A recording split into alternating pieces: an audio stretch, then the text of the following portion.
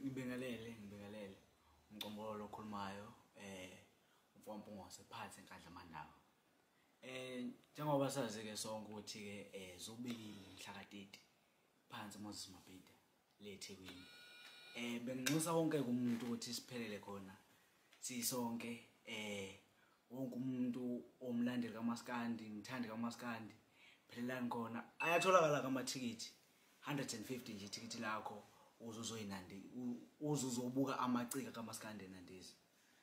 Uzokhumbula ke lapho makhulunywa ngempucuzeko kusokhulunywa lapho ukusuke khona kuphelele yonke inhlobo yomculi kaMaskandi. Odumile osafika emculweni uyabona nje baningi. Ilapho ke kusuke khona amaciko eqopha umlando.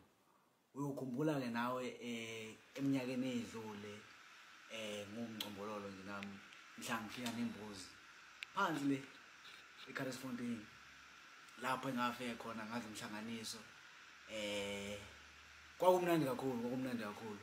Manje ke ngithi ke ningaphuthelwa asipheleleni sonke bafowethu kuzobe kumnandi kudeliwe kakhulukazi ke lapha kuma donation kubona abathathi becoco niyazi ukuthi akaze kwaphutha ama donation nje kakhulukazi wona asambeni bafowethu asipheleleni Nkosi yaMaskandi yobe ikhona inandisa nami nyobe ngikhona futhi nginandisa nami ngokwami siphelele nje sonke singama donation. Siyangicela bafowethu 150 wakho nje wethikithi 150 akuduli kakhulu akuduli nje inhlobo ngoba lapha ubumnandi bebelobulapha hayi mase ke singakhohlwa ukusemqoka ukuthi wonke umuntu oyidonation umfaniswana bebe bahla abantu faka umfaniswana donation